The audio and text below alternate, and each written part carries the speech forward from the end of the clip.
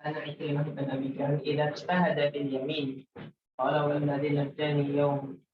Oh iya, itu di perang Badar dia. Iya kah, ikut kah? وكان يأخذ المصحف ويضعه على وجهه ويقول كلام ربي كلام ربي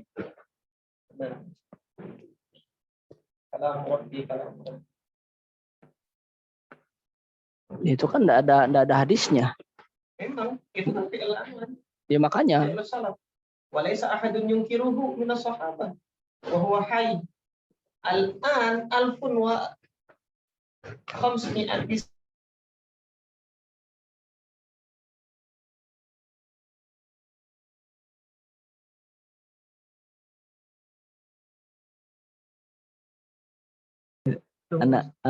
Anut ya. Bismillahirrahmanirrahim. Assalamualaikum warahmatullahi wabarakatuh. Alhamdulillah hamdan katsiran thayyiban mubarakan fihi kama yuhibbu rabbuna wa yarda. Asyhadu an la ilaha illallah wahdahu la syarikalah wa asyhadu anna Muhammadan abduhu wa rasuluh. Allahumma shalli wa sallim ala nabiyyina Muhammadin wa ala alihi wa ashabihi ajma'in, amma ba'd. Alhamdulillah jamaah yang dirahmati Allah, kita kembali bermajelis bertatap muka meskipun dari jarak yang jauh melalui media Zoom, yang insya Allah pada pertemuan kali ini kita sudah sampai pada pertemuan terakhir di bulan Muharram, yang insya Allah pada pertemuan selanjutnya yaitu di hari Sabtu kita akan masuk ke dalam pekan pertama di bulan Safar, yang insya Allah juga akan berganti bulan, berarti berganti tema. Tema apa yang akan kita bicarakan nanti di bulan Safar insya Allah akan dibawakan oleh Ustadz Haidir. Untuk pertemuan terakhir ini di bulan Muharram, pembahasan yang akan kita bicarakan adalah tentang konsep mutaba'ah dan syawahid. Seperti yang tertera di judul yang sudah saya sampaikan, konsep mutaba'ah dan syawahid. Kita langsung saja, apa itu mutaba'ah dan apa itu syawahid? Mutaba'ah dan syawahid merupakan dua istilah yang digunakan untuk mengungkapkan sebuah proses untuk mencari riwayat pendukung. Jadi ini adalah sebuah proses yang dilakukan oleh para ulama untuk seperti yang disebutkan oleh Al-Imam Ibnu Hajar dalam kitab beliau Nuzhatun Nazar, wa yustafadu minhu wa yustafadu minha at-taqwiyah. Dari kedua proses ini diambil faedah atau diambil fungsi berupa penguatan sebuah riwayat. Artinya, proses mutaba'ah dan syawahid ini seringkali dilakukan oleh para ulama untuk riwayat-riwayat yang disinyalir ada kedhaifan. Untuk riwayat-riwayat yang disinyalir ada kedhaifan, kemudian mereka melakukan proses mutaba'ah.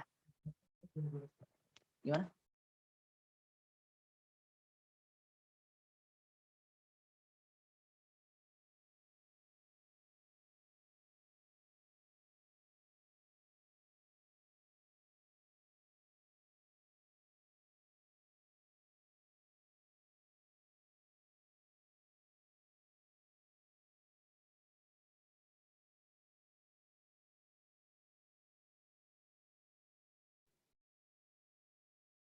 Cek dulu ya.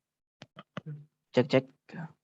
Mohon maaf tadi ada sedikit gangguan jaringan. Kami ulangi bahwasanya proses mutaba'ah dan syawahid dilakukan oleh para ulama hadis untuk mencari riwayat pendukung yang kebanyakan dilakukan untuk riwayat-riwayat yang disinyalir, bukan dipastikan loh ya, disinyalir.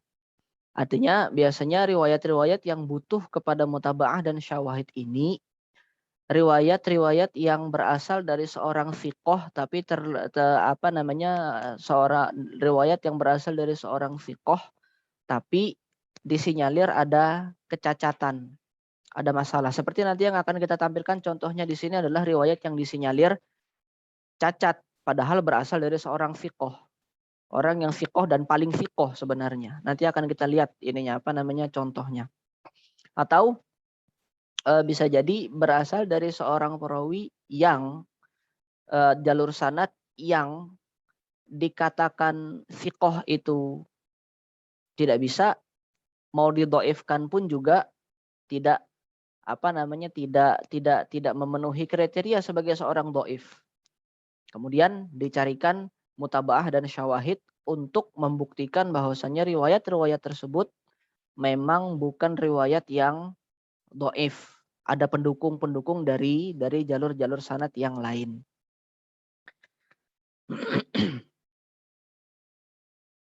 Baik. Adapun riwayat pendukung tersebut berfungsi untuk menguatkan riwayat sebuah hadis yang terdeteksi sebagai hadis doif seperti yang tadi saya sampaikan.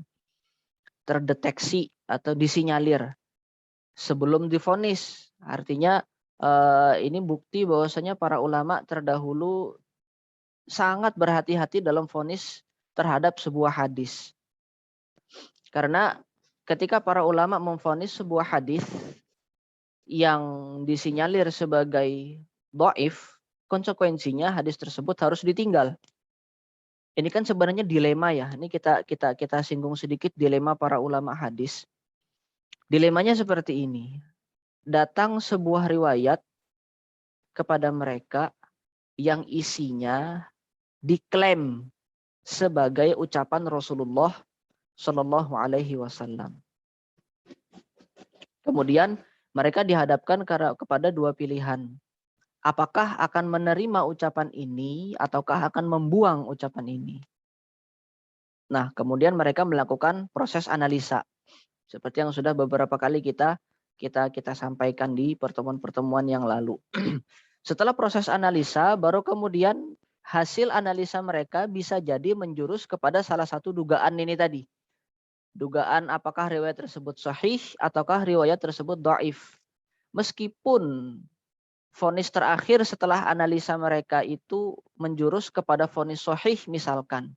Tetapi seperti yang disampaikan oleh Al-Imam Ibnu Shalah dalam kitab beliau Ulumul Hadis, bukan berarti itu sebagai klaim yang maktu, klaim yang pasti memastikan kalau itu benar-benar diucapkan oleh Rasulullah.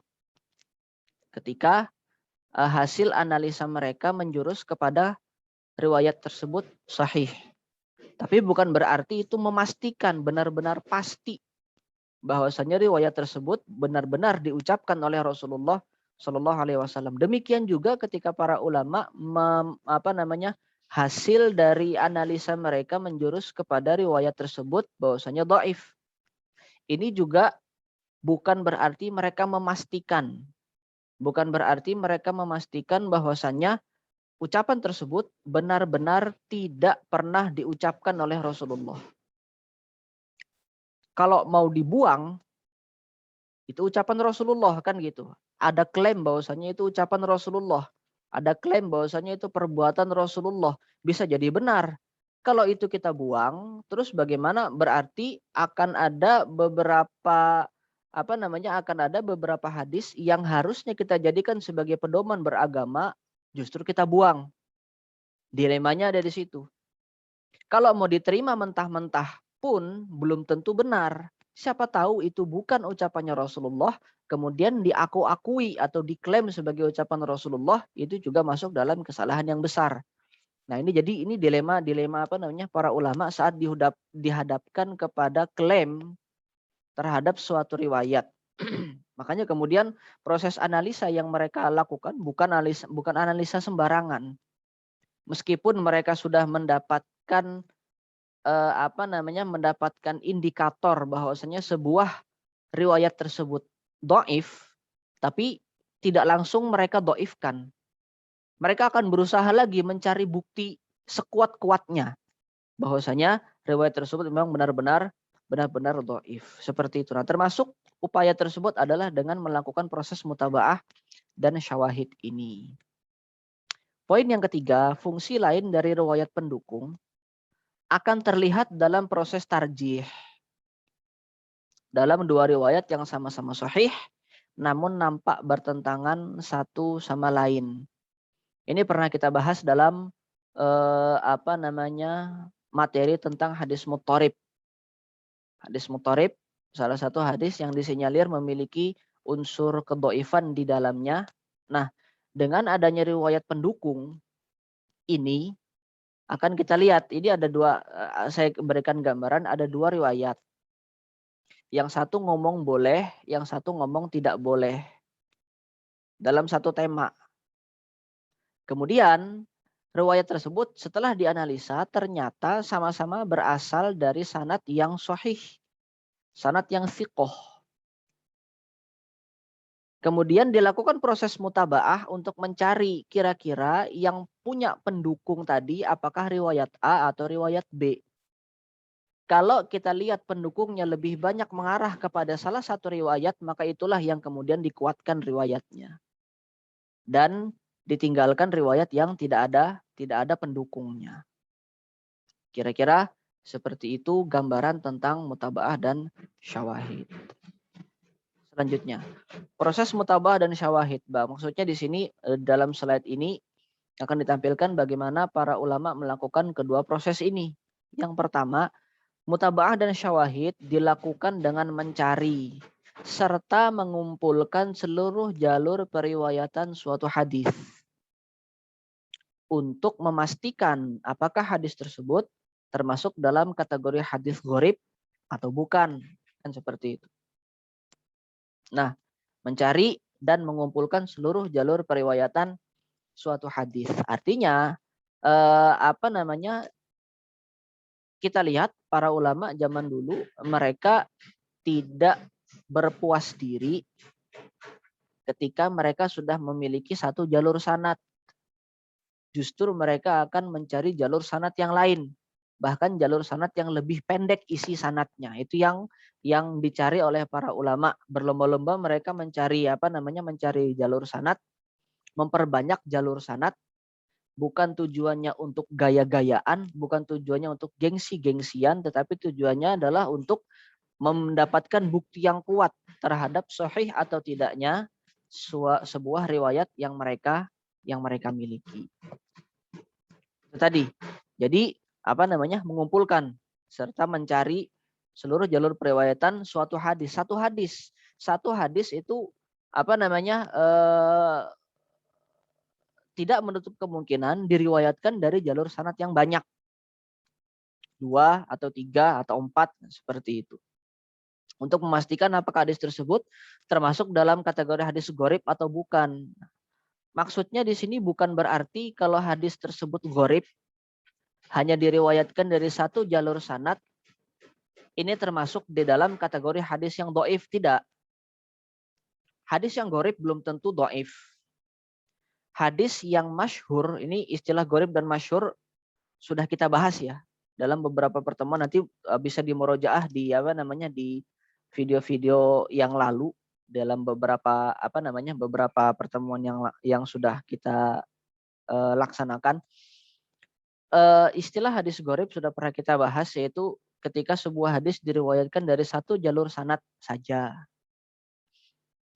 Kemudian hadis masyhur itu berarti hadisnya adalah suatu hadis yang diriwayatkan oleh minimal 3 jalur sanad. Nah, gharib atau tidaknya sebuah hadis bukan berarti kita memastikan hadis tersebut dhaif. Mentang-mentang hadisnya gharib diriwayatkan dari satu jalur sanad saja terus kemudian kita memvonis dia sebagai hadis yang dhaif, tidak. Tetapi yang gharib bisa jadi sahih. Yang masyhur bisa jadi dhaif, kan gitu. Tapi gharib ketika seorang perawi menyendiri di dalam periwayatan sebuah hadis, ada indikasi bahwasanya hadis tersebut dhaif gitu loh.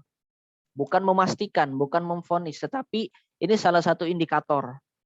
Salah satu indikator hadis tersebut ada masalah. Ketika hadis tersebut diriwayatkan hanya dari satu jalur sanad saja. Seperti itu. Kemudian setelah mendapat seluruh jalur sanad yang memungkinkan untuk diakses, karena kita tahu pada zaman dahulu, zamannya para ulama, tidak mudah untuk mengakses hadis, tidak mudah untuk mengakses jalur sanad. Mereka harus melakukan rihlah dulu keliling dunia, keliling kota-kota, negara-negara yang didiami oleh banyak ulama demi mendapatkan jalur-jalur sanad yang mereka cari. Kemudian setelah mendapatkan, ditelaah nama-nama yang ada dalam sanad tersebut di setiap tingkatan sanadnya, di setiap periode sanadnya. Ditelaah nama-namanya. Baik. Setelah menelaah, setelah menganalisa nama-namanya, bila terdapat pencabangan jalur sanad pada tingkatan sanad selain tingkatan sahabat, maka inilah yang disebut dengan istilah mutabaah. Nanti akan kita perjelas dengan contoh. Mungkin kalau masih belum ada contoh, gambarannya masih sulit digambarkan. Nanti insya Allah ada contohnya. Nah, kemudian bedanya dengan syawahid, bila terdapat pencabangan sanad pada tingkatan sahabat, maka inilah yang disebut dengan istilah syawahid. Syawahid ini bentuk jamaknya, bentuk tunggalnya syahid. Seperti itu. Baik. Nah, ini kita lihat contoh dari mutabaah. Hadis ini mungkin sudah populer.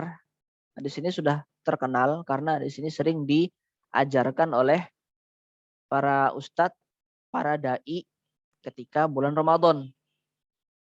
Bunyinya adalah asyahru tis'un wa ishrun. La tasumu hatta tarawul hilal wa la tuftiru hatta tarawhu. Fa in ghumma alaikum fa akmilul iddata salasin. Contoh ini sebagai mutabaah disebutkan oleh Al-Imam Ibnu Hajar Al-Asqalani dalam kitab beliau Nuzhatun Nazar.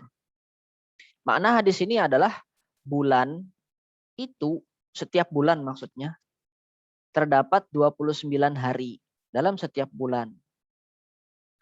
Maka janganlah kalian berpuasa sampai melihat hilal bulan Ramadan. Kita berada di akhir bulan Sya'ban. Kemudian jangan kita berpuasa Ramadan sampai kita melihat hilal bulan Ramadan. Jangan pula menyelesaikan Ramadan, jangan pula mengakhiri Ramadan sampai kita melihat hilal, yaitu hilal bulan Syawal. Apabila hilal tertutup, apabila hilal Sya'ban, apabila hilal Ramadan tertutup, maka lengkapkanlah jumlah harinya menjadi 30 hari. 30 hari di bulan Sya'ban untuk memastikan bulan Ramadan. 30 hari di bulan Ramadan untuk memastikan bulan Syawal. Kalau hilalnya tertutup awan. Nah, hadisnya sahih. Namun ada perbedaan ulama di dalam menetapkan hukum ketika hilal tersebut tidak terlihat. Kalau dalam mazhab Imam Syafi'i, seperti yang kita lakukan, ini sebenarnya satu mazhab ini. Mazhab Imam Syafi'i, ketika hilal tidak terlihat, maka yang kita lakukan adalah melengkapkan hari menjadi 30 hari. 30 hari di bulan Sya'ban dan 30 hari di bulan Ramadan untuk menetapkan satu Syawal.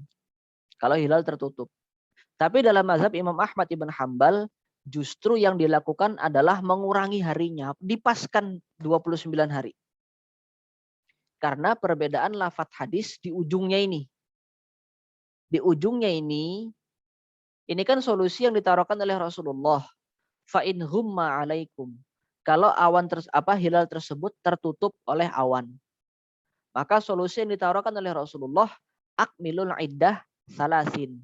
Lengkapkan jumlah bulannya menjadi 30. Kalau hadis yang diriwayatkan oleh Imam Ahmad bunyinya agak berbeda di ujungnya. Solusi yang ditaruhkan oleh Rasulullah, fakdurulah, bunyinya seperti itu. Kata-kata fakdurulah maknanya disempitkan.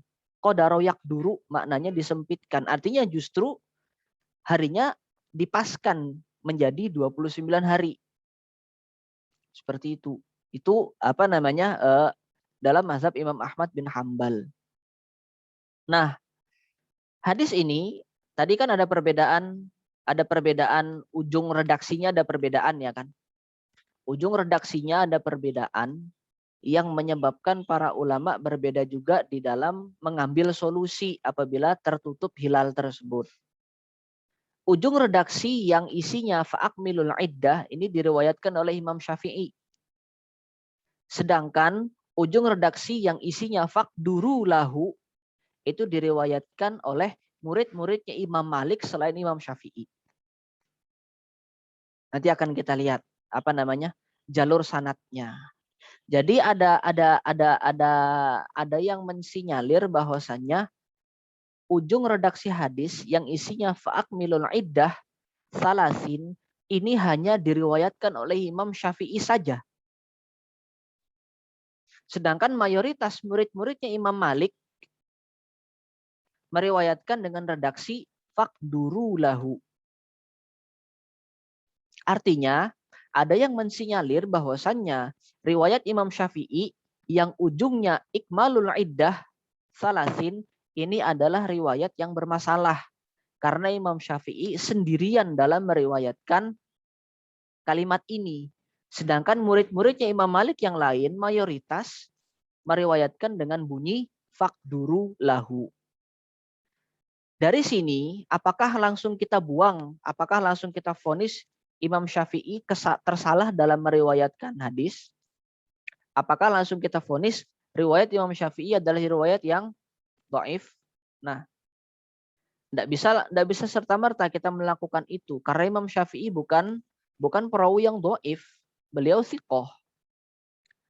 Artinya kita perlu mencari mutabaah untuk menguatkan, untuk mendukung riwayatnya Imam Syafi'i.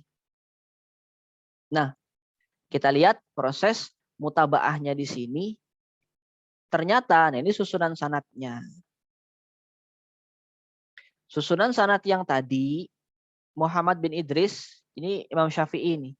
Nama aslinya Imam Syafi'i adalah Muhammad bin Idris. Beliau meriwayatkan hadis tersebut dari Imam Malik bin Anas, dari Abdullah bin Dinar, dari Abdullah bin Umar, dari Rasulullah Shallallahu Alaihi Wasallam. Dengan redaksi sanad fa'akmilul iddah salasin.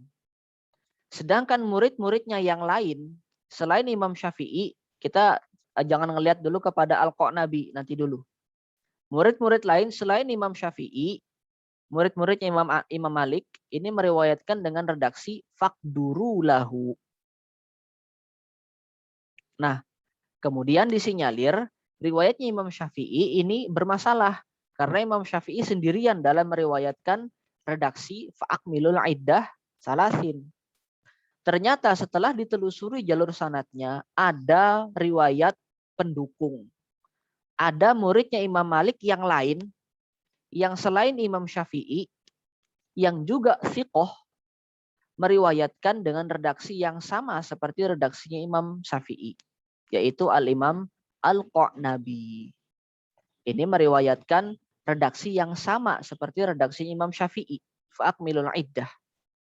Bahkan disebutkan fa'akmilul iddata Sya'ban salasin. Ini yang disebut dengan mutabaah. Kita mencari riwayat pendukung siapa yang meriwayatkan hadis tersebut selain Imam Syafi'i. Selain Imam Syafi'i, tetapi bukan dari tingkatan sahabat. Nah, ternyata di dalam riwayat yang lain, di dalam jalur sanad yang lain, selain pendukung untuk Imam Syafi'i, terdapat juga pendukung untuk Abdullah bin Dinar. Abdullah bin Dinar meriwayatkan hadis ini dari Abdullah bin Umar. Sahabatnya kan Abdullah bin Umar. Tingkatan sahabatnya dari Abdullah bin Umar. Ternyata Abdullah bin Umar meriwayatkan kepada Nafi'. Nafi' ini gurunya Imam Malik sama. Nafi' juga dengan redaksi yang persis seperti redaksinya Imam Syafi'i. Fa'akmilul iddah salasin. Imam Nafi' meriwayatkan kepada Ubaidullah bin Umar. Artinya mutabaahnya kita dapatkan di dua tingkatan.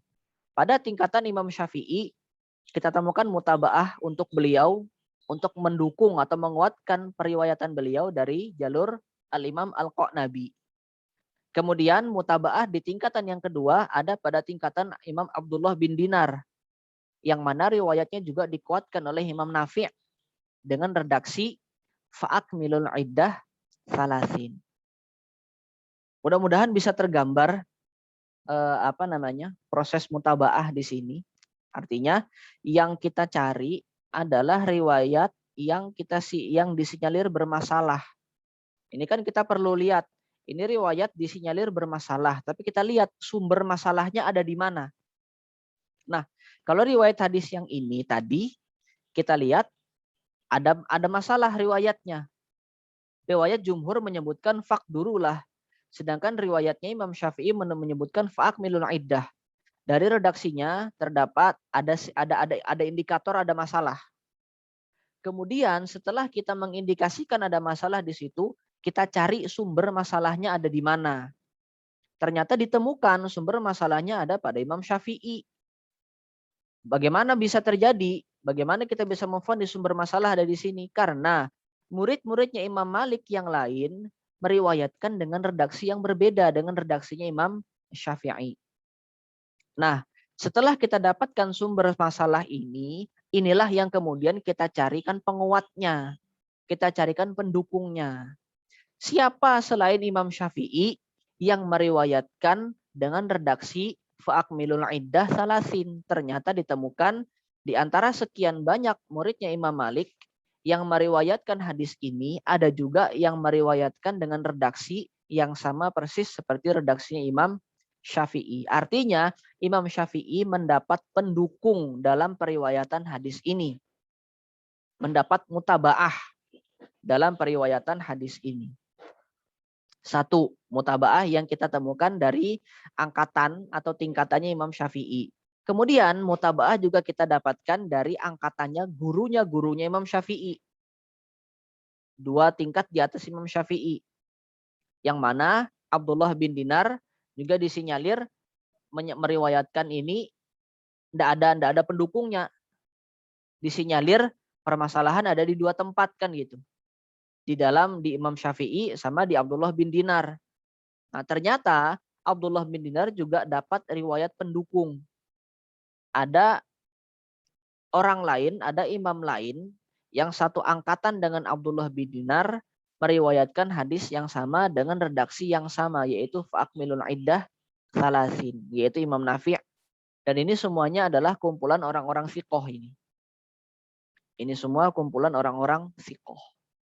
Ini gambaran mutaba'ah. Catatannya dalam proses mutaba'ah ini, sahabatnya masih sama. Berapapun mutaba'ah yang kita dapatkan, nanti dia akan kembali dan bermuara kepada sahabat satu nama saja. Itu proses mutaba'ah di situ. Perbedaannya dengan proses syawahid. Nah, perbedaannya dengan syawahid akan kita lihat. Contoh dari syawahid. Masih hadis yang sama, hadis yang tadi. Yang disinyalir ada permasalahan di redaksi fa'akmilul iddah salasin. Permasalahan yang tadi kita dapatkan dari sumber permasalahannya yang disinyalir adalah Imam Syafi'i dan Imam Abdullah bin Dinar. Ternyata kita dapatkan bukan Imam Syafi'i saja yang meriwayatkan dengan redaksi seperti itu, tetapi ada imam yang lain, yaitu Imam Al-Qa'nabi. Demikian juga bukan hanya Imam Abdullah bin Dinar yang meriwayatkan dengan redaksi seperti itu, melainkan ada pendukung dari riwayatnya Imam Nafi' Maula Ibni Umar. Nah, adapun contoh syawahid masih dari hadis yang sama. Kita lihat ternyata hadis tersebut dengan redaksi yang persis seperti redaksinya Imam Syafi'i tadi juga diriwayatkan oleh sahabat yang lain, yaitu Abu Hurairah dan Abdullah bin Abbas. Ini kan terlihat seperti sama seperti mutaba'ah tadi. Catatannya kalau mutaba'ah tadi dia tetap kembali atau mengerucut kepada nama satu orang sahabat. Sahabatnya sama. Hanya nanti akan terjadi pencabangan, mencar sanadnya itu di tingkatan setelah sahabat. Adapun syawahid ini adalah pencabangannya sudah berada di tingkatan sahabat. Seperti hadis ini tadi. Ada pencabangan di situ. Hadis ini tidak hanya diriwayatkan oleh Abdullah bin Umar dengan redaksi fa'akmilul iddah itu tadi, tetapi diriwayatkan juga oleh Abdullah bin Abbas dengan redaksi yang sama dengan redaksinya Abdullah bin Umar, dan juga diriwayatkan oleh Abu Hurairah dengan redaksi yang sama dengan redaksinya Abdullah bin Umar. Ini yang disebut dengan syawahid. Pertanyaannya akan muncul, kenapa dibedakan antara mutaba'ah dan syawahid? Padahal intinya sama-sama mencari riwayat pendukung. Nyari teman gitu loh, kalau bahasa kita nyari teman dalam periwayatan hadis. Kenapa dibedakan antara mutaba'ah sama syawahid? Kenapa dibedakan? Karena dalam proses mutaba'ah yang kita cari kan riwayat pendukung dari tingkatan setelah sahabat. Adapun di dalam syawahid yang kita cari riwayat pendukung dari tingkatan sahabat. Sahabat mana yang meriwayatkan hadis yang sama. Nah, kalau hadis diriwayatkan masih dari satu sahabat, maka terhitungnya masih satu hadis. Adapun apabila hadis diriwayatkan dengan lebih dari satu sahabat, maka terhitungnya sudah hadis yang berbeda, gitu loh. Makanya dalam proses mutaba'ah tadi, ini kan sanadnya masih mengerucut kepada Abdullah bin Umar untuk yang mutaba'ah. Artinya ini masih berbicara dalam satu hadis.